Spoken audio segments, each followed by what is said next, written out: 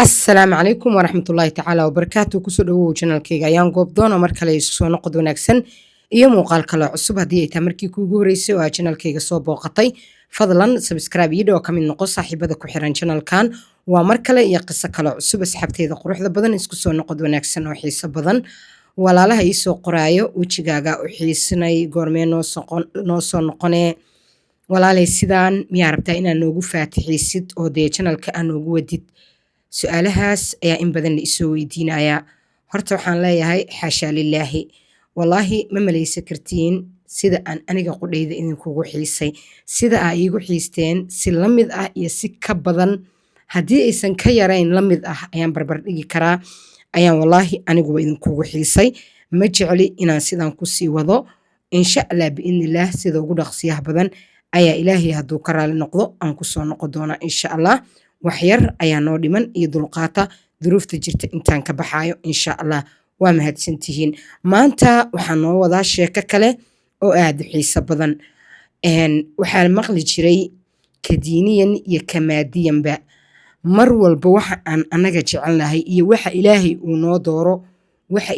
noo dooro ayaa noo kheyr badan oo noo faa'iido badan waayo ilaahay intaa nafteena naqaano in ka badan ayuu naga yaqaanaa mar kastana haddii waxaad jeceshaa aaweysid oo ilaahay kuu qadari waayo naftaada waxaad ku qancisaa lacaluhu kheyr waxaan aan jecelahay ee aan waayey maybe ama inta badanba maybe yaan dhihinba ilaahay u daa oo ka soo qaad inaynan kheyr kuu ahayn waxaas aaweysay oo ilaahay wax ka kheyr badan uu kuugu bedelayo qisada sheekada yaa intee u wadaa qisada sheekada waa halle sheekada aan maanta noo wado ayay ku socotaa marka hordhacaasi aan idinkaga hordhacaye gabadha sheekadan ay ku dhacday waxaa lagu magacaabaa qamar waxay kasoo jeedaa dalka masar baryahan waxaa moodaa qisooyinkeena inay dalka masar u badan yihiin qisadii aan idinkaga soo sheekeeyey camal ayay gabadhaani la mid tahay gabadhan waxay dhahday aabahay wuxuu geeriyooday ilaahay ha u naxariistee aniga oo caloosha hooyaday ku jira ayuu aabahay geeriyooday waxaa ila dhashay dhahday hal walaal aniga iyo halkaas walaal ayaa dunida iska weheshanayne hooyaday markii uu aabahay ka geeriyooday waxay noqotay dadka guryaha dadka u nadiifiya waxay aad iyo aad u macaamileen maamo markaasi gurigeeda anagu aan ka ahayn bawaabiin waa magacii aa idiin sheegaya ama hooyaday ay ka ahayd yacni waardiyo aabahay iyo hooyaday oo wada joogo ayay hooyo iyo aababa halkaas waxay ka ahaayeen waardiyo aniga markii aan dhashay aabana uu geeriyooday hooyo lama burin isla meeshii ayay hooyo waxay ka ahayd waardiyo laakiin markii dambe waa ay ka bixi weyday shaqada noocaasa hooyo marka ayadoo shaqadaasi ku shaqaysato ayay haddana xaafadaha cimaaradaha jaarka ah ayay macaamil la lahayd waxay ahayd qof aad hooyaday u firfircoon aadna looga jecel yahay ama looga jeclaa biicada markaasi ay deganeed dan waxaa dhacday marka shaqadii in ay ayadu ka tanaasushay oo ay tiri shaqo kale ayaan raadsanaa xilliga ay hooyo leedahay shaqo kale ayaan raadsanaa waxaa jirtay islaan hooyaday aad ay u caawi jirtay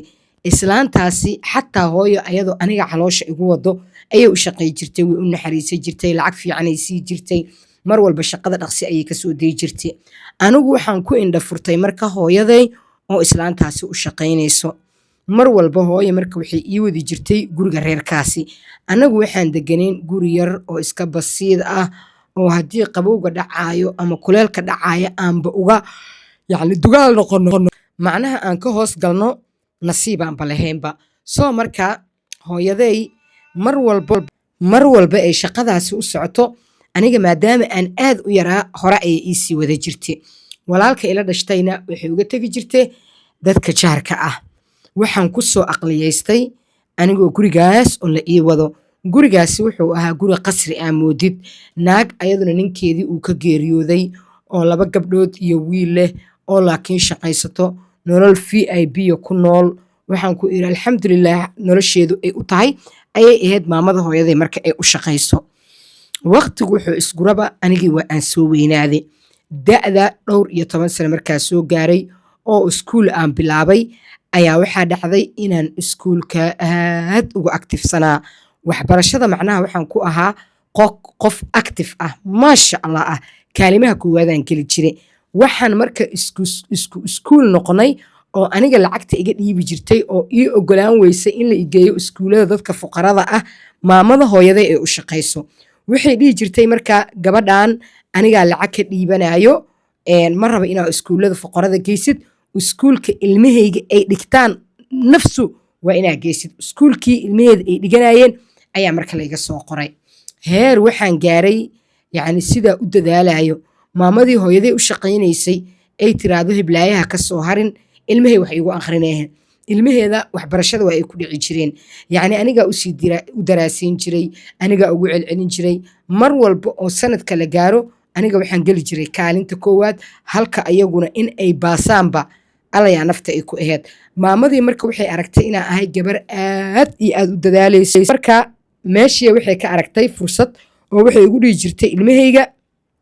hooyo maadaama aad gabar dadaal badan tahay igu casharada iigu celceli sidii casharada ugu celceli jiray waa isla kornay dharkay u gaday ii gadi jirtay aaday maamada ii jecleed ilaahay qadarkii ayadoo sidii maamadii ii jecel ayaa hooyaday xanuun ku soo booday waa ay xanuunsatay aakhirkiina hooyaday waa geeriyootay mar alaale markii ay hooyo geeriyootay wiilkii ila dhashtayna xilligaasi nin barbaaruu noqday wuu shaqaystaa adduunkiisuu dhinac ka galay aniguna da'da 20 ayaa markaas sii gelayaa maamadii ayaa maalmaha ka mida ii wacday waxay igu tiri gabadhaydiyey waa markii hooyaday ay geeriyootay allah u naxariistay lasoo aasay tacsidii la laabay muddo kadib waay maamadan marka ay ii wacayso marka waxay igu tiri gabadhaydiyey hooyadaa haddii ay geeriyootay waxaad ogaataa hooyadaa labaad ayaa kuu nool anigaa kuu nool maanta wixii laga bilaabo wax alla waxaa u baahan tahay anigaa i weydiisane gurigaanaana ku noolaanay keligaa gurigaas ma aadaysid maadaama walaalkaa uu subaxii ilaa iyo habeenkii uu shaqeeyo laga yaabay inay nimankan dee isu kaa soo sheegaan gabar keligeedoo 4 saac guriga joogta lasoo dhaho kadibna mooryaan ay kuu soo dhacdo gabadhaydiyey gurigan ayaa gurigaaga oo dhinac uga noolaane waayahayaan ku iri halkii ayaa nolol iiga bilaabatay maba ihiba gabadhii yacni bawaabiinta ay dhaleenoo gabar labiskii soo baxo loo gadaayo kaala arag boorsadii soo baxdo kabihii soo baxo ilmaheeda sida ay u nool yihiin si la mid ah ayaan u noolahay maxaa dhici doona marka waxaa dhacday wiilkeeda oo aan isku eejinahay oo adigu taqriiban 2 sano 3 sano camal iga weyn ayaan anigii hal mar waxaan is arkay anigiyoo jecelay tir gabadhi haddii wiilkii aan jeclaaday waxaan is iri naftaydaay waa aad riyoonaysaa riyaad ku jirtaaye hurdada ka kac sidee u jeclaa kartaa wiilkan cidda taajiriinta ay dhashay masaakiin ilaaheeyo la caawiyeyo gurigan lagu soo dhaweeyeyo la yiri waxaad cabtid iyo waxa cunto annaga ku siinaynaadba aheede reerkii islaameed miyaad ku soo wareegsataa isdhaha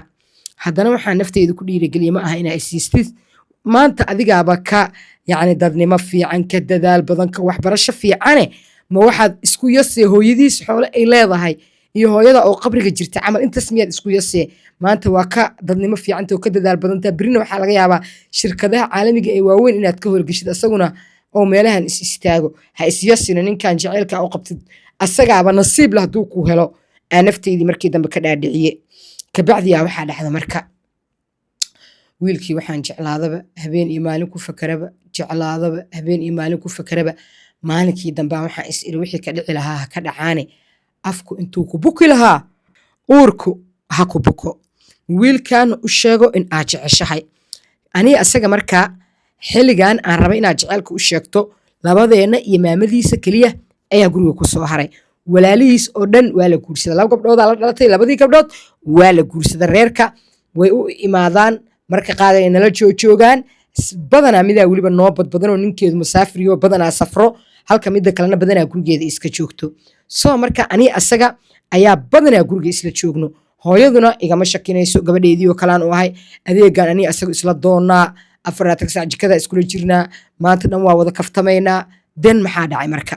maalina marka waxaan isir wixii ka dhici lahaaba ka dhacaane wiilkan waa inaad jaceylka u sheegatid hebelo waxaan ku iri maanta qaxwada misla cabi karnaayo mar alaalay marka aan dee waxbarashada ka soo noqono meel misla fadhiisan karnaaha ayuu dhahay markaasaa markaan meeshii isla fadhiisanay oo wuxuu igu yiri aniga marka waa cabsanaa oo waxaa isleeyahay allah amuu ku fadeexeeyaa amuu hooyadiis kuu sheegaa u dhaha hooyo gabadhii dee noo shaqaynaysa ani markaa sida gabadh shaqaale camal waa ula joogaayo howsha guriga dhan anaa qabto gabdhuhu farma taagaan shaqaalo laakiin wax barataan ahay dan marka wiilkii markaa meeshii wada fadhiisanay wuxuu igu dhaha walle maanta war yar iima wadide talow maxaa ii wadaa ii sheeg bal soo dhawow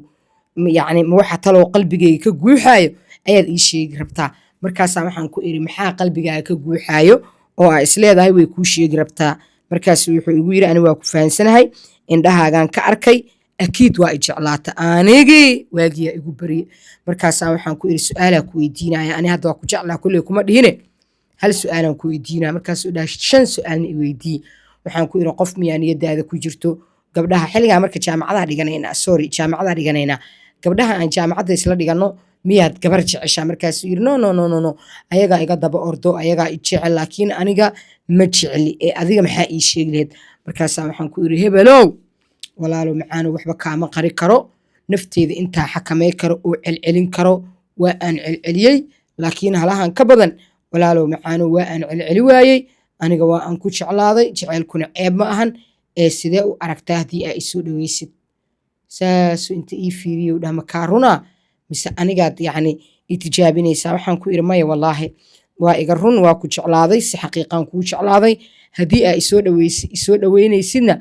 waa adiga iyo aragtidaada iyo jooskaaga haddii aad igu dayrinaysidna waxaan kaa codsanaa beyni wa beynaka inay ahaato qof bini aadana in aysan sheekadan ogaan wuxuu dhaha balanaa kuu qaadaya qof bini aadana ma ogaanayso hana ka baqin yacni aniga laftirkeyga yacni waxaan isdhahaye waqtigeeda la sug laakiin wallaahi aniga laftirkeygaba waa aan ku jeclaaday marka taasi wax la iska dafiraaya ma ahan ani laftirkeygaaba ku jecel anigii farxad meelaa iskala geeyaan waaye maalinkaas wixii ka dambeeyey wiilkii anigu indhaha iskala hadalnaa si dhuumashahan u kulannaa ilaa markii dambe gabar oo gabdhihii la dhalatay midii guriga u badneed ka mid ah ayaa maalin maalmaha ka mid ah ilaahay qadarkii annagoo isla sheekaysanayna inta xoogaa naga shakisay ay soo dul istaagtay waxay tiri oo waryaa maxaa qaldan baryahan idiinma bagine kadibna way naga tagtay qolay hooyadeed la gashay waxay tiri hooyo ani waa maqlaa marka oo meelaa ugu dhakanaa hooyo wiilkaaga baryahan aaduu u fara dheereeyaa markaasay tiri muxuu baash u wacanaa wuxuu u baasha kuu sheegaayey aweelowgyaa loo wacay markii loo wacay oo qolkii lala galay ee gabadhii waxay bilowday inay tiraa hooyo midkaan ma ujeedaa wallaahi wuu fara dheereeyey ee qofta uu la jaan qaadayo ha noqoto qof u qalanto waa qalad inuu gabar anaga noo shaqayso uu damco hiblaayo waa gabar muxtaramada waa ogahay waxba ma qabto ceeb ma lahan laakiin haddana isku mustawo ma ahan hooyo soo ma ogid ma aha marka inuu gabadha noocaasa uu damco inuu gabadha noocaasa gaadgaado hooyo wiilkaagan idab u yeelo asagii hayuu ku yiri ani maxaa sugaay meelaan ku dhakanahe inuu idifaaco inuu yiraahdo gabadha maayay siisiin shaqo ceeb ma ahan hadday hooyadeed idiin shaqay jirta ayadana idiin shaqayso macnaha iima qalanta miya inuu dhahan sugaay ma dhihine haye abaay waa ka haraayaa sax waaye iima qalanto laakiin adigaaba qalad u fahantay aniga gabadhan yacni wax rabitaan umahayn iyo wax la mid ah unbuu daldale anigii ciil waa noo tahan iri oo ninka laftirkiisa agtiisa waaba ka yasanahay miya aan qalbiga ka iri dan meeshii isaga tegay maalin ayuu wuxuu igu yiri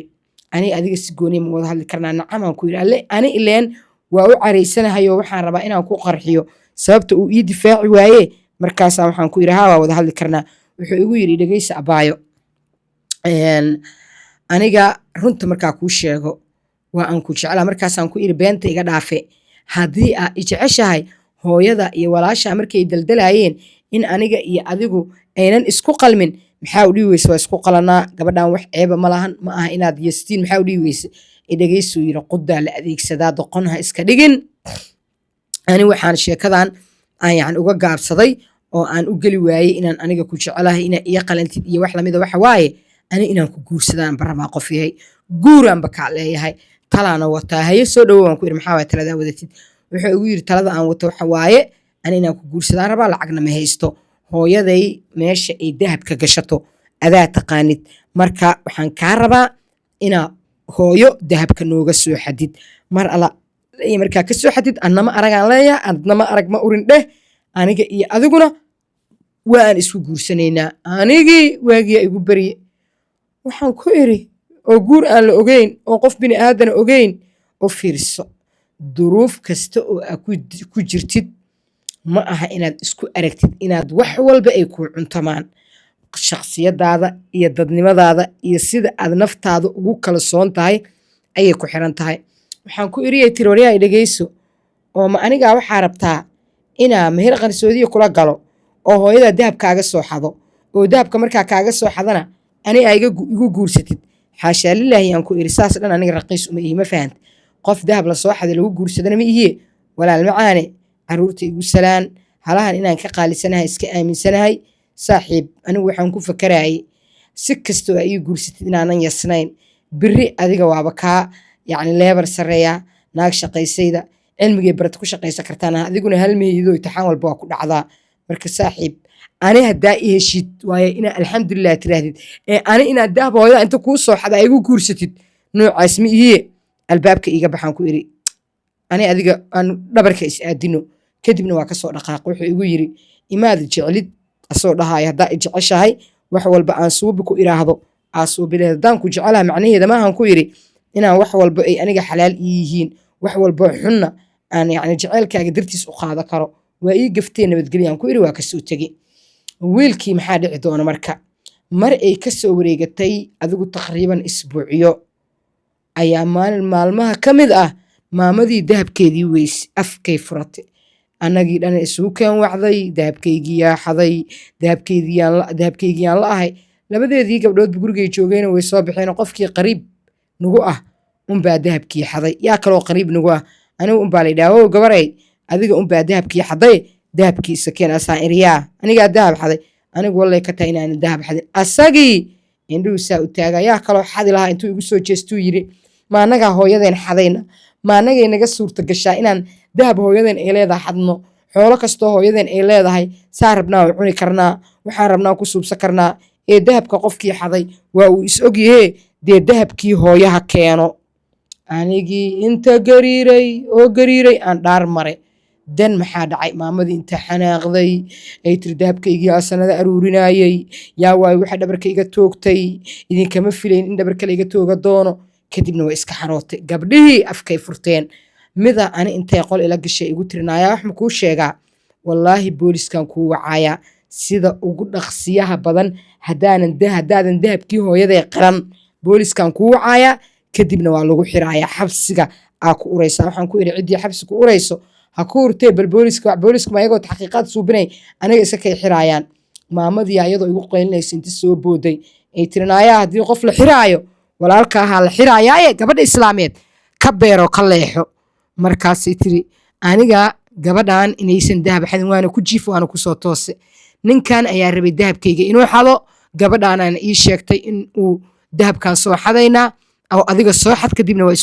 isku guursanaynaa uu ku yiri. Kadibna gabadhii waxay suubisay anay ii sheegtay ana dahabkii guriga waa ka wada qaatay. Den guriga kaamiraan ku xiro fiiriya bal kaamiradaas hal mar unbaa waagii ku bariye. Kaamiradaasa waxay ii sheegtay wiilkaygu inuu rabay inuu dahabkayga xado. Asagii waagiyaa ku bariyay. Markaasuu bilaab inuu yiraa hooyoy cafi, hooyoy waa qaldamay, hooyoy waxaan isdhahay hooyadaa wax u saa'id. Markaasay tiri gabadhan haddaa ii keensan lahayd in aad itiraadid ii guur anaanba kuu guuri lahayn, waayo maba isku qalantiinba waa boqorad.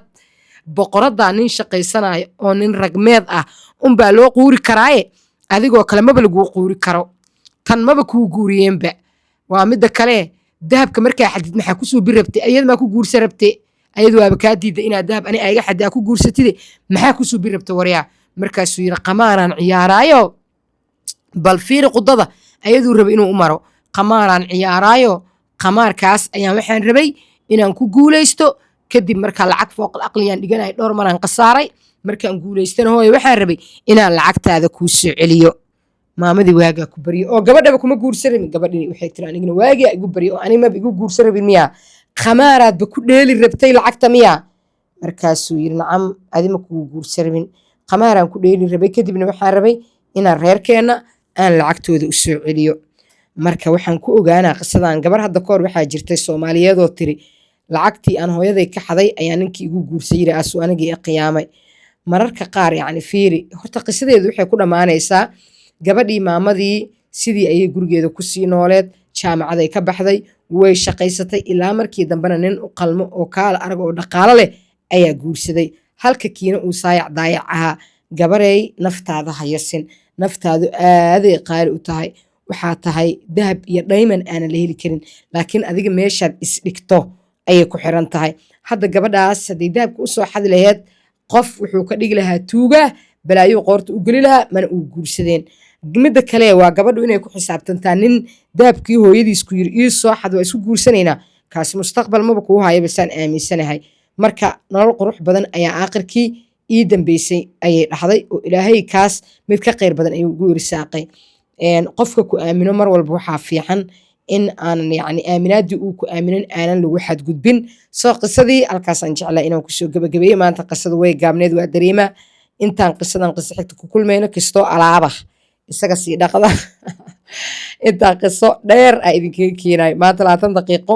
ayaad moodaa inaan qisada kusoo koobay muuqaalka haddaadan laag iisoo saarin ha iga baqina laag iisoo saar wassalaamu calaykum waraxmatullaahi wabarakaat isu soo noqod wanaagsan yahay kheyr iyo warsan